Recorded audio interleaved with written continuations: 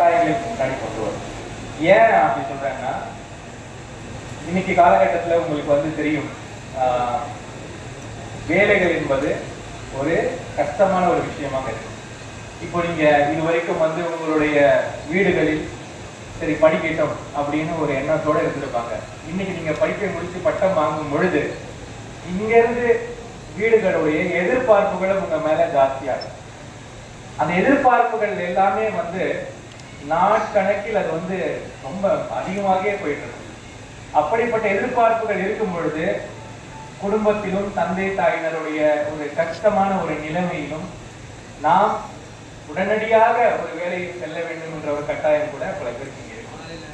என்னுடைய பதிவான வேண்டுகோள் என்னன்னா, அந்த கஷ்டங்கள் எல்லாம் உங்களுக்கு உங்களுடைய கனவுகளுக்கு இடையூறாக மாறிவிடக்கூடாது. இதுவரைக்கும் நீங்க ஒரு கனவு கண்டு ஒரு வாழ்க்கையை வாழ்ந்திருப்பீங்க. இனிமே அந்த கனவு வந்து காம்ப்ரமைஸ் ஆகக்கூடாதுன்றது என்னுடைய ஒரு ரிக்வெஸ்ட். கஷ்டங்கள் இருக்கும், குடும்பத்தில் பல பிரச்சனைகள் இருக்கும், நம்ம மேல நிறைய விஷயங்கள் இருக்கும். இருந்தாலுமே கூட நீங்கள் என்ன செய்ய வேண்டுமோ அதை செய்தாலுமே கூட உங்கள் கனவுகளை நீங்கள் வந்து முடித்துக் கொள்ளக்கூடாது என்பது என்னுடைய பணிவான வேண்டுகோள். ஏன்னா நான் வந்த பார்த்துட்டு நான் நிறைய பேர் அந்த மாதிரி பார்த்துருக்கேன். என்னுடைய கல்லூரியில் படித்த ஒரு சக மாணவன், அவர் வந்து மதுரையிலிருந்து வராரு. என் கல்லூரியில வந்து நான் படித்த கல்லூரி வந்து ஆர்இசி திருச்சி சொல்லுவோம். அப்ப ஆர்இசி திருச்சி, இப்ப என்ஐடி திருச்சி. சவுத் ஏசியாலே பெரிய கம்ப்யூட்டர் சென்டர் அங்க இருக்குது. அப்ப அந்த என்னுடைய சக மாணவன், அவர் பேர் முத்து, அவர் மதுரையில இருந்து வராரு. முறையா அந்த கம்ப்யூட்டர் சென்டர் வந்த போது அவர் என்ன பார்த்து கேட்கிறாரு, சசி இத்தனை டிவியா இங்க வச்சிருக்காங்கன்னு கேட்டாரு. அவரு கம்ப்யூட்டரே பார்த்தது இல்லை, ஆனா இன்னைக்கு மைக்ரோசாப்ட்ல வேலை செய்யறாரு. அவருடைய கனவுகள் வந்து நாங்க சொல்லுவோம், எதுக்கு முத்து உனக்கு இந்த கோடிங் எல்லாம் வேண்டாம், முத்து நம்ம வேற எதுனா பார்க்கலாம்னா கேட்கவே மாட்டான். காலையில இருந்து சாயங்காலம் வரைக்கும் இந்த கம்ப்யூட்டர் தட்டி அதுல இருக்கு என்ன இருக்குன்னு தெரிஞ்சு எங்களுக்கு முன்னாடி மைக்ரோசாப்ட்ல வேலை வாங்கிட்டு இன்னைக்கு வைஸ் பிரசிடென்ட் ரேஞ்சு கொண்டுட்டாங்க.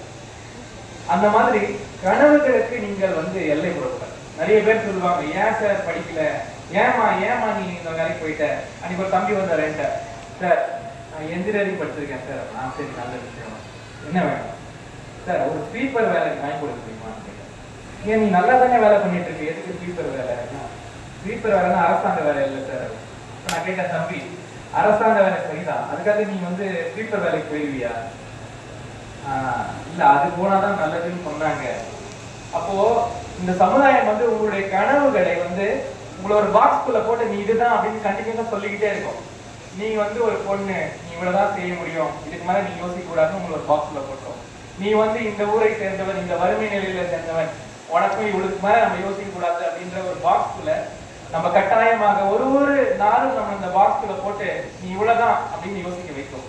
தயவு செய்து அந்த பாக்ஸ்குள்ள போய் யாரும் உட்காந்துக்காதீங்க. அந்த பாக்ஸ்குள்ள போனால உடச்சிட்டு வெளியே வர ட்ரை பண்ணுங்க. இது என்னுடைய முதல் பணிவான வேண்டுகோள். அதனால குடும்பத்தின் வறுமையும் குடும்பத்தின் கஷ்டங்களும் வந்து உங்களுடைய கனவுகளுக்கு என்னைக்குமே ஒரு தடையாக இருக்கக்கூடாது. இரண்டாவது, நான் சொன்ன நீங்க பாக்குற சமுதாயம் வந்து இனிமே உங்களோட ஜட்மெண்ட் பண்ணிக்கிட்டே இருக்கும். ஜட்மெண்ட் எப்படி பண்ணணும்னா, உங்களுடைய அறிவுத்திறனால மட்டுமே பண்ணாது.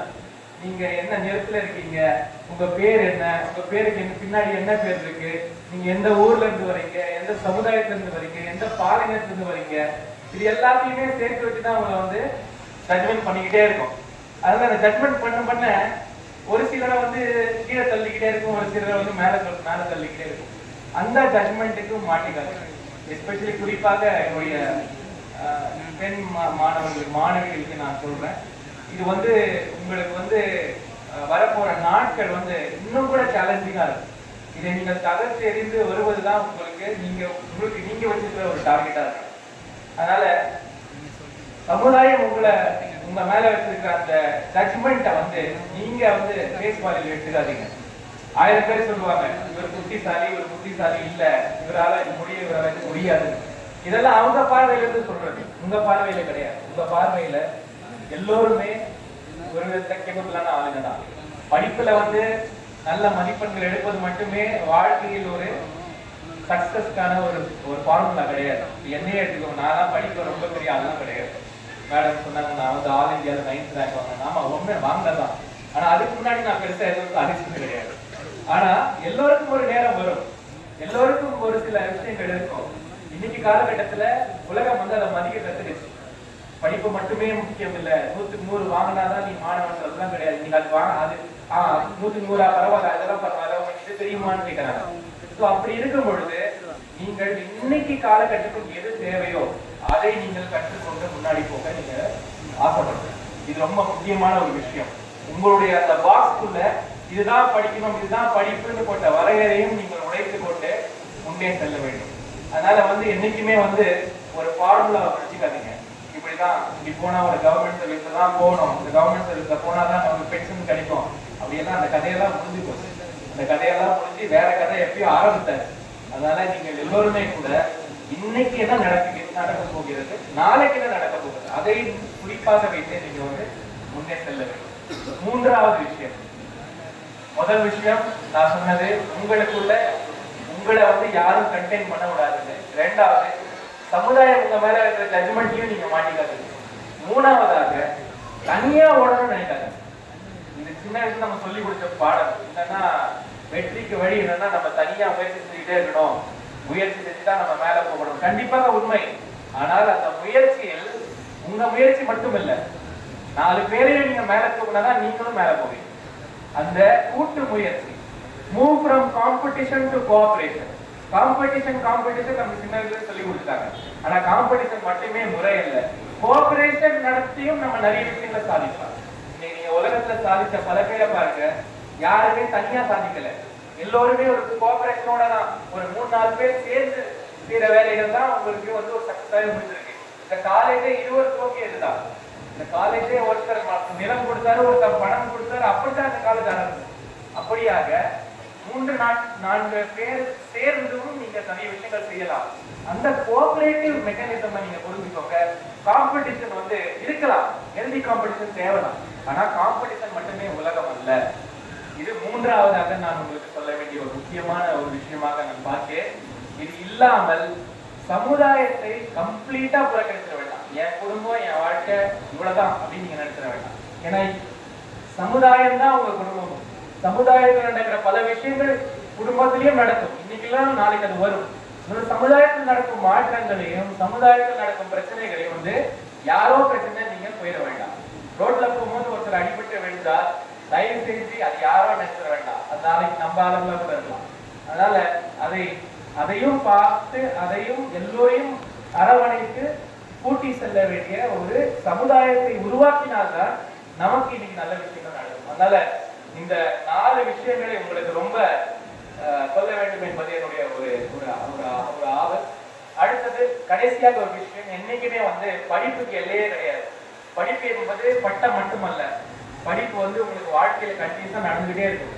நீங்க வாழ்க்கையில சாதிச்ச பல ஆட்களை பாத்தீங்கன்னா அவங்க பட்டமே பெறல. இன்ஃபேக்ட் நீங்க யூஎஸ்ல எல்லாம் போனீங்கன்னா இன்னைக்கு இருக்கிற ஆப்பிள்ல இருந்து ஆரம்பிச்சு இன்னைக்கு இருக்கிற இந்த ஏஐ பண்றவங்க வரைக்கும் பட்டத்தை கம்ப்ளீட் பண்ண ஆட்கள் கிடையாது.